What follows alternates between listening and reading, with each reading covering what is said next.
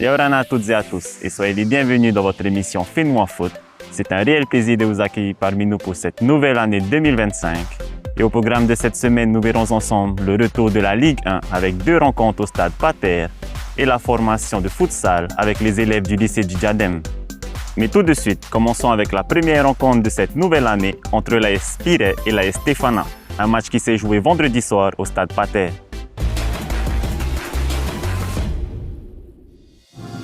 Le classico tant attendu entre l'AS Spiret et l'AS Stefana s'est disputé vendredi soir au stade Pater et a tourné en l'avantage des jaunes et verts de Faaa. L'AS Stefana a démontré toute sa supériorité en s'imposant largement par 5-1. Dès la 14e minute, Honoura Maretefo a débordé sur l'aile droite avant de délivrer un centre parfait pour Lucas Tawatua qui ouvre le score dans cette rencontre.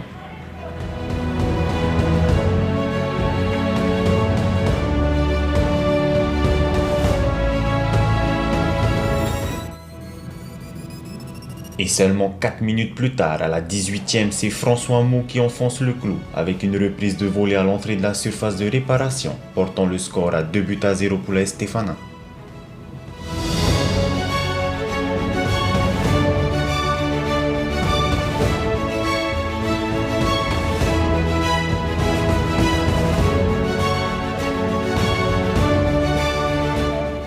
La Spiret tente de réagir et à la 30e minute, Ariura Labas, ce dernier marque pour sauver l'honneur de son équipe et leur redonne un peu d'espoir dans cette rencontre.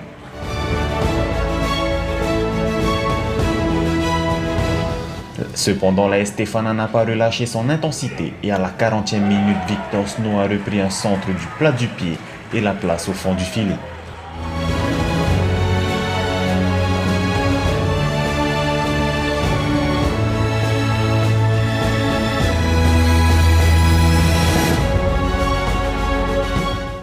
En seconde période, la Spiret se voit accorder un penalty et Ndjamba Désiré la met malheureusement bien au-dessus de la barre transversale. À la 73e minute, dans un cafouillage à l'entrée de la surface de réparation, Honoura Maretefo a bien profité d'une occasion pour inscrire un 4e but à son équipe.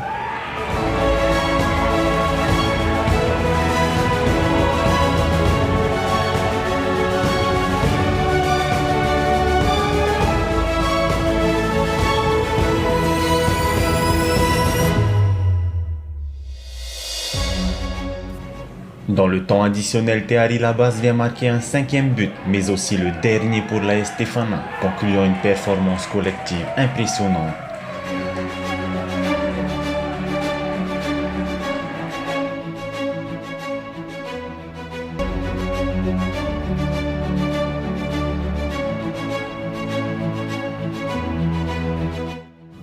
Arrivé au terme de cette rencontre, la Stefana s'impose largement par 5-1 sur la Spiret. Ça a été un match de reprise avec beaucoup d'intensité de part et d'autre. On a vu que beaucoup de joueurs des deux côtés sont allés au bout et ce qui a fait la différence, c'est qu'on a été performants dans les 2 zones de vérité, c'est-à-dire et défensivement et offensivement. Et je pense que c'est la clé du match. Et félicitations à la Stefana qui repart avec les 4 points. On enchaîne tout de suite avec la 2e rencontre de cette soirée entre l'AS Dragon et l'AS Puau. Pour cette 2e rencontre de la soirée au stade Pater, l'AS Dragon Orange affronte l'AS Puau sous ses couleurs bleues dans un match à sens unique.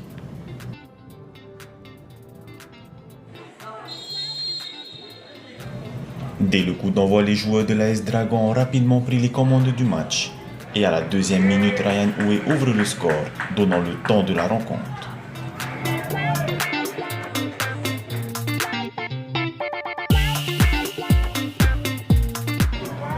À peine 2 minutes plus tard, Zoe Makalou a doublé la mise pour les joueurs de l'AS Dragon.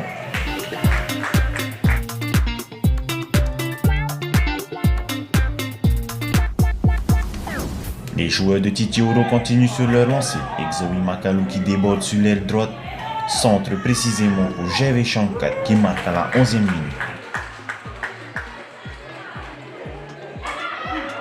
Puis à la 24e minute, encore une fois, Gervais Chankat se retrouve tout seul face au gardien et inscrit son doublé dans cette rencontre.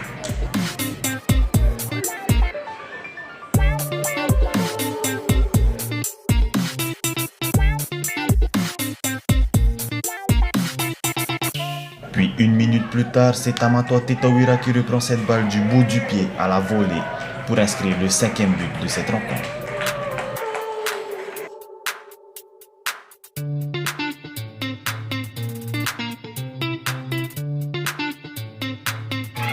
Dans la seconde période, à la 50e minute, Tamatoa Tetawira vient inscrire le 6e but pour l'AS Dragon.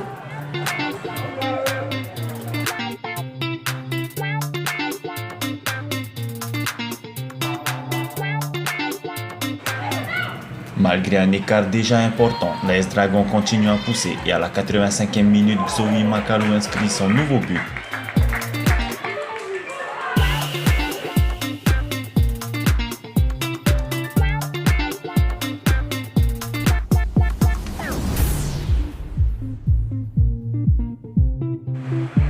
À la 87e minute, sur un 1-2, Tamatoa Tetawira vient inscrire son triplé dans cette rencontre.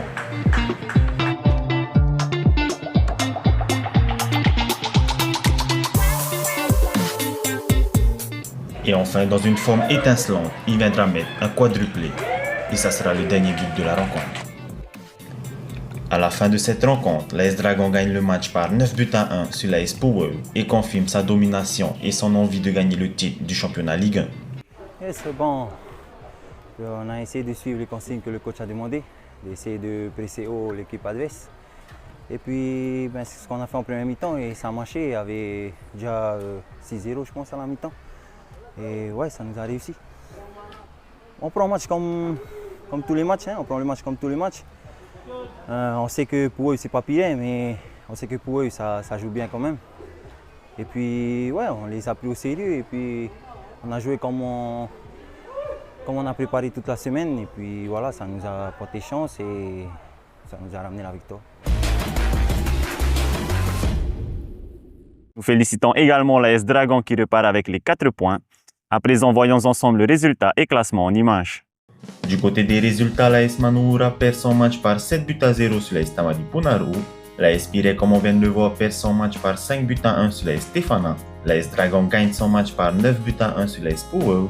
L'AS Teyarapu perd son match par 3 buts à 1 sur l'AS Central Sport. Et enfin, l'AS Venus gagne son match par 3 buts à 1 sur l'AS Mira. Du côté du classement, au terme de cette 11e journée, l'AS Venus conserve sa première place avec 37 points, suivi en deuxième position de l'AS Pirée 36 points. En troisième place, nous avons deux équipes au coude à coude, l'AS Stefana et l'AS Dragon 35 points. En cinquième position, l'AS Mira 30 points. Pour la sixième position, nous avons l'AS Tamari Punaru et l'AS Central Sport tous les deux à 22 points. En huitième place, nous retrouvons l'AS Power avec 19 points. Et enfin, l'AS Teyarapu et l'AS Manoura ferment la marche avec 12 points. Cette semaine, la Fédération thaïsienne de football et en partenariat avec le lycée du Diadème a mis en place une formation de futsal pour les élèves de terminale. Je vous propose d'écouter Thomas Drouillot qui nous en dit plus.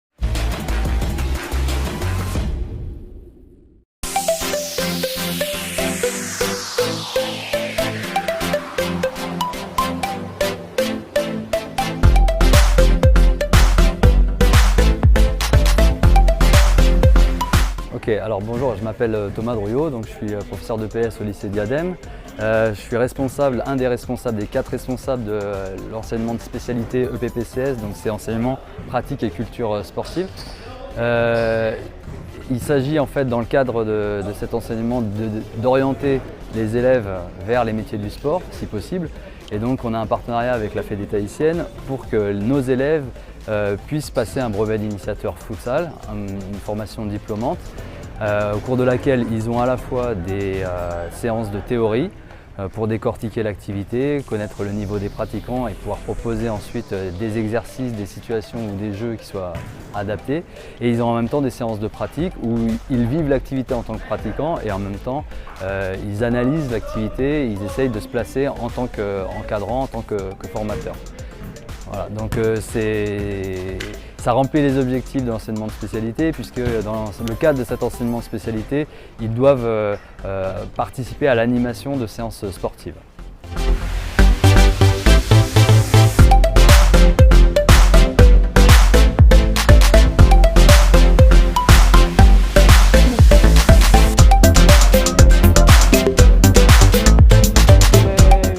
C'est une bonne chose pour l'établissement du lycée Diadème parce que ça nous permet de découvrir d'autres sports comme le futsal. Et puis en étant en collaboration avec la FTF, on a le matériel qu'il faut pour s'entraîner, on a des tenues d'entraînement, donc c'est une bonne chose. Ouais, j'ai appris plus de règles au futsal. Bon, après, je jouais déjà en futsal en club, mais là, ça m'a appris plus de choses techniques, notamment les compositions, quelques règles en plus au futsal. Et puis voilà, c'est toujours bien de jouer avec ses collègues et tout. Voilà.